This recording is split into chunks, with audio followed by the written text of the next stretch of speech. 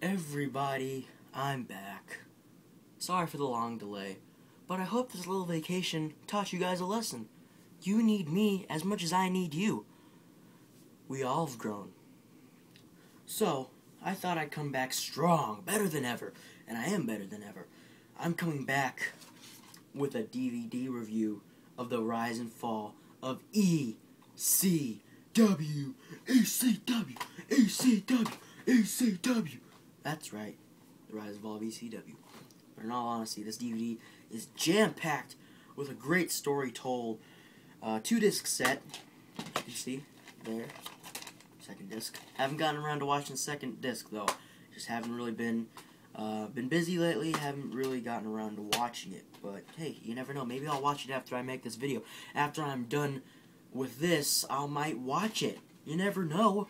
Maybe I'll tweet it. Maybe I'll tweet watching the second disc of the rise and fall of ECW. You never know.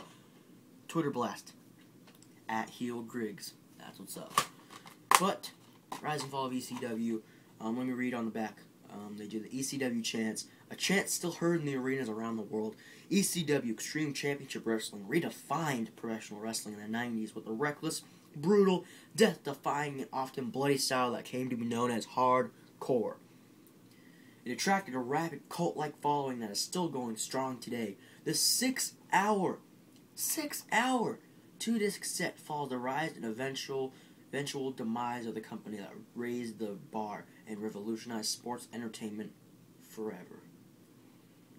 This DVD ECW really revolutionized what wrestling is today. I mean, you had guys that were coming around from all over the world, from Japan, Mexico, all over the world, coming over to ECW wanting to wrestle because it was the place to be in the 90s. And back in the 90s, early 90s, it was all about gimmicks and ridiculous gimmicks. Like, I remember they had Knuckleball, whatever his name was, the Brooklyn Brawler. He played Knuckleball, I don't even know. But Kamala, I mean, there's all these ridiculous characters. Doink the Clown. There's all these ridiculous characters.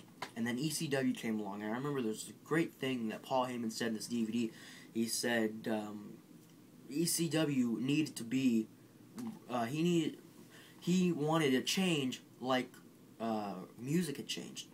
He said it was all about hair bands in the early 90s.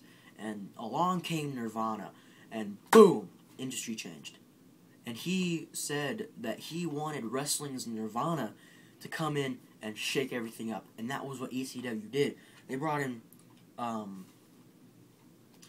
what were they called? I don't even remember what they were called, but maybe I'll think of it. They brought in the Dudley Boys, the Sandman, Tommy Dreamer, Raven, one of my favorite all-time wrestlers in ECW with the Cult. Taz, the BWO, Stevie Richards, and the Blue Meanie, Cactus Jack, who is and always will be, to me, the epitome of hardcore. He is hardcore no matter what anyone has to say. Mick Foley, Cactus Jack, Mankind, Dude Love, whatever you want to call him, is hardcore. Terry Funk, Rob Van Dam, Steve Austin was even in ECW at the time. Dawn Marie and Beulah McGillicuddy, Spike Dudley, Eddie Guerrero, Dean Malenko, Balls Mahoney, all these guys that came into ECW and just revolutionized ECW and revolutionized wrestling. It was good. It was great for wrestling, for something to change, just something needed to change.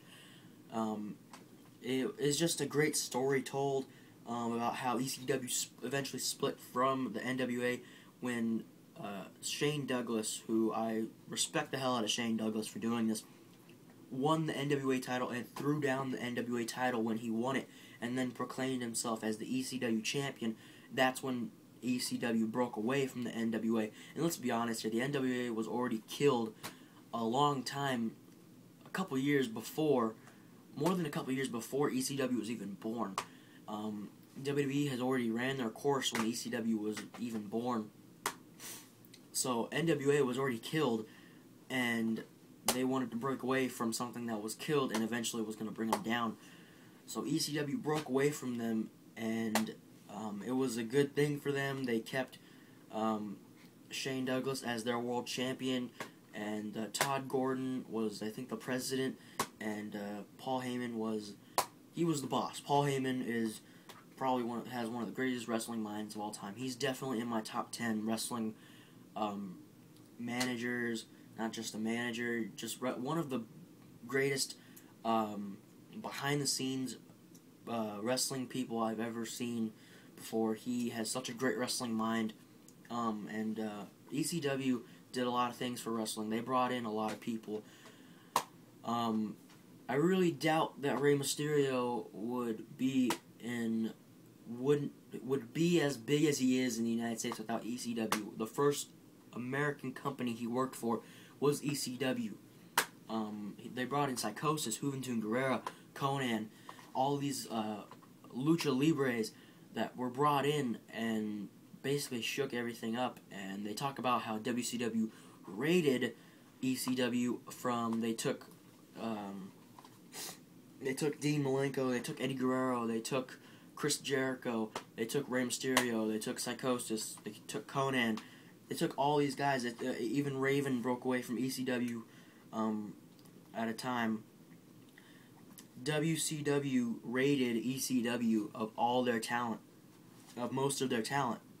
And it's just an interesting story of how everything was played out and how Paul Heyman reacted. How they got on pay-per-view with their very first pay-per-view, Barely Legal, where Terry Funk won the ECW championship when no one thought Terry Funk was going to win the title. Just so many interesting things, how they got on pay-per-view, how they got on TV. An interesting thing to me was every wrestler, not just a wrestler, they had backstage stuff too. Like Tommy Dreamer, Devon Dudley, and Nunzio used to take all the wrestling shirts that actually Taz would design the shirts for all the guys. Tommy Dreamer and among other people would take the shirts physically, take them from a warehouse and bring them to the shows for people to sell, and Steven Richards would answer phone calls, send out tickets, and all that kind of stuff. So every wrestler had a job outside of the ring, and Bubba Ray Dudley, he got the buildings for the shows, and so they never really had to hire like a creative team. Paul Heyman just let them do what they wanted. Instead of saying, this is what you're going to do, he asked, what do you want to do? Gave him a lot of creative freedom, which I think is what's killing the business today. They're not giving a lot of guys creative freedom. That's why I respect Paul Heyman for doing what he did, and that's why ECW was as good as it was to a lot of people, because they let him be as creative as they want. They let him have creative control. Openly creative, with the Raven and Tommy Dreamer feud when Beulah McGillicuddy was pregnant with Tommy's baby, and it was she was Raven's girlfriend at the time. Just a lot of creative freedom, and you don't see that a lot today in current wrestling. But ECW was a wrestling hotbed for a lot of people, and when it eventually fell and was, when it when the demise of the company came, it was a sad time for a lot of people. But ECW will always be remembered, no matter what. ECW is one of the greatest companies of all time. Definitely, I put ECW above WCW. That's how good I think it is. WWE is the best, ECW is second best, WCW is third best. But yeah, you really have to see this DVD to believe all the things I'm saying. I can't really go into detail on this a lot, but you gotta get it. I got it at Kmart. It was like $15, which is a steal, because on WWE.com it's like $23. So yeah, don't forget to follow me on Twitter at HeelGriggs. Don't forget to subscribe up above if you haven't already. Subscribe to Wrestling Guru Society for all your society videos. Check out my society videos. Follow me on Daily Booth. Follow me on Instagram. And follow me on Twitter. I'm always tweeting. I know I just said follow me on Twitter, but follow me on Twitter at HeelGriggs. HeelGriggs. At HeelGriggs. So yeah. So I'll catch you guys later. Peace out.